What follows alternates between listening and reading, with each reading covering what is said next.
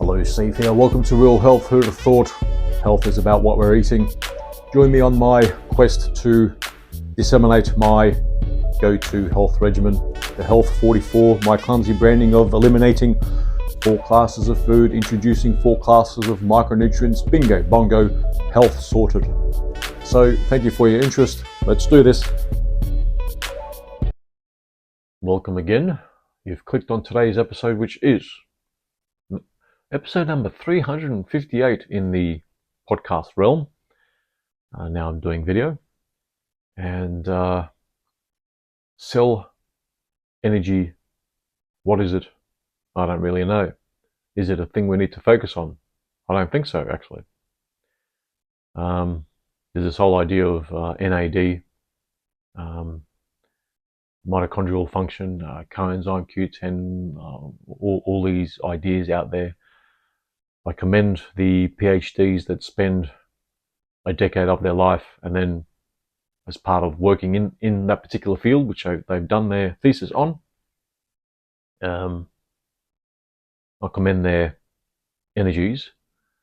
But especially when you've spent 30 and 40 years in a particular area and it's just proven wrong time and time again, I get it.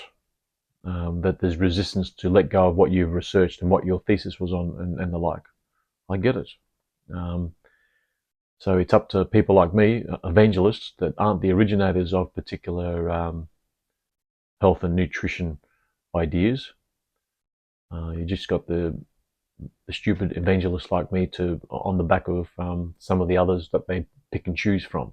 And that's still where we're at, picking and choosing the gurus. But the reason why I pick and choose the gurus that I am picking and choosing, number one, John Wallach through longevity, is because, hey, it worked. I've had a VO2 max of 75-ish in the past. There's this whole outlived Peter Attia. You need high VO2 max. You need what's another metric to increase life expectancy? VO2 max, grip strength, low blood pressure. They're the main ones. They're the main ones that come out through his methodologies. But how do you get the grip strength? How do you get the low blood pressure? And he suggests zone 2 cardio, 5 hours a week, whatever it was, and that sort of thing. How about the micronutrients? In quickly mentioning Peter Attia as a quick example of no, he shouldn't be doing what he's doing. Let's compare notes, how his life goes, because we're about the same age.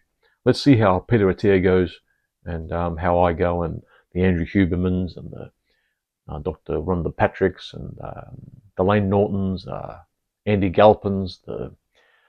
There's a heap of gurus. I'm not of the class that they are. They're a bit more well prepared and learned than I am, but I bet you I do better than all of them.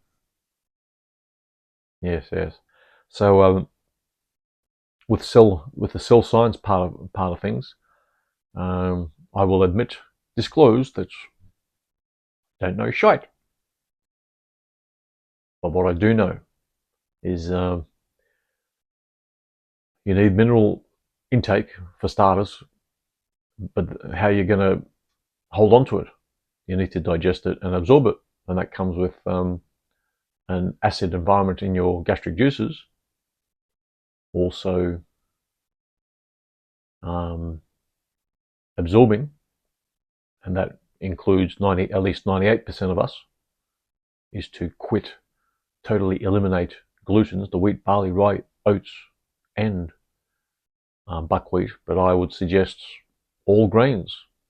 I've been trialing no grains for at least 6 months now.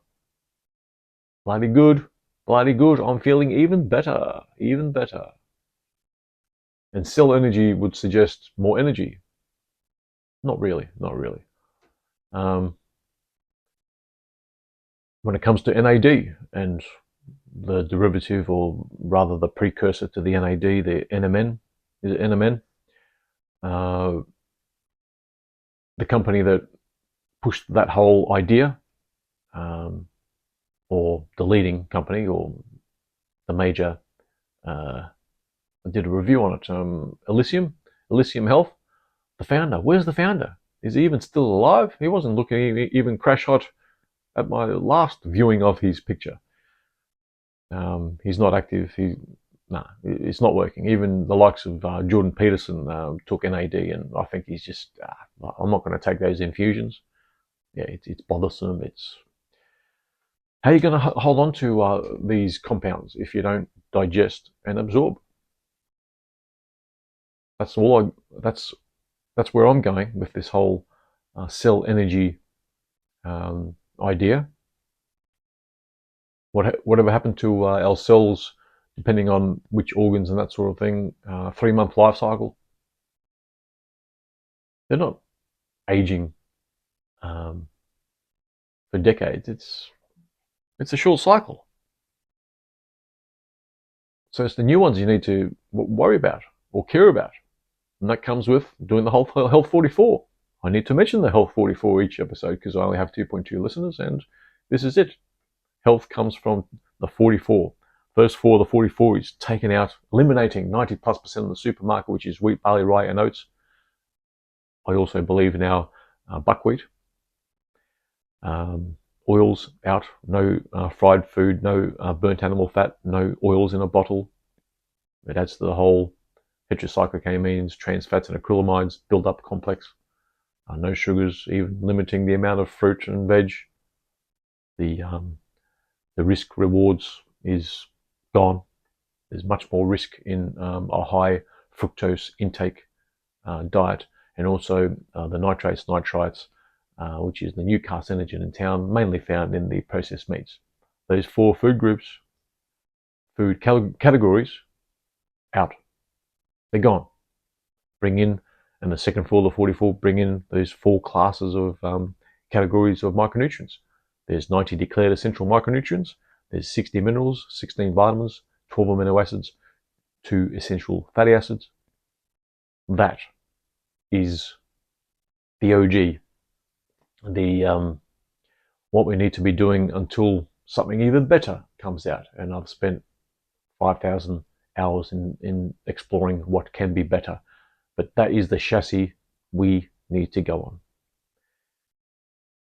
Cell energy, with all those ideas doing the rounds with the NADs and the mitochondrial function, coenzyme Q10, all that sort of thing. What I take with the longevity, that has coenzyme Q10 in it. But the essentials are the 60 declared essential micronutrients. Why they're declared essential? Because we can't manufacture them. We can't make them. We need to take it in. It used to be done through the soils because our soils are deplete. The only reason we had minerals unknowingly in the soils was ash practice. Ashes, that 1% is the essential minerals that we required. Even that was a crapshoot because certain trees might have 20, 40 minerals in there, so that sort of thing. And seasonal flooding was the other means. We used to get new minerals every year into the soils, because once that lettuce comes out, that's it. The minerals that were in the soil is gone.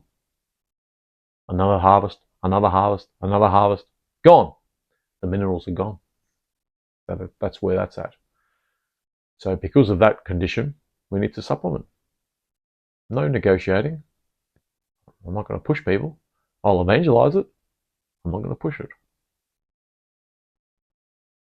So to even worry about cell energy, which people think you'll get energy out of, but it's more about longevity science, you better start understanding the whole micronutrients complex, because if you don't understand that, you won't get to become an octogenarian. You better firstly start to digest it and then absorb it, and then think about down the track that you're getting the maximum amount into your physiology. Because if you start taking in I take potassium, magnesium, calcium. I take a multivitamin. If you're still eating pasta, you're barely getting 2 or 3% absorption. I think the rate of 3 or 5% absorption is the absorption rate if you take metallic-based or crushed rock-based minerals. Himalayan salt, Celtic salt, sea salt, it might take 20, 30%, depending on your absorption capabilities. But it's in the colloidal minerals where you can absorb 70%, maybe a plus 70% of the availability of those minerals. If they're colloidal, it's more bioavailable. So start with the micronutrients with a focus that you're getting all the minerals, and the whole idea of cell energy equals longevity will be real versus the stabs in the dark. Some of the leading proponents of cell energy and NAD and mitochondrial function focus, Dave Osprey. I've heard a few guests on Diary of a CEO. I'm not sure the names in that. Was it Dr. Willett? I don't know. Was it Dr. Gardner? No, he was focused on the whole vegan thing. But anyway, I've heard it many times, and this is what spurred me on to mentioning it today, even though I don't know anything about it. Good, because we need those other prerequisites, the essential micronutrients. So I think I've made my point from a schmo that doesn't know, depending on other people's work. But other people's work I'm doing, and it's working great guns. And I want it to work great guns for everybody, and we are capable. I'm convinced. I have a conviction.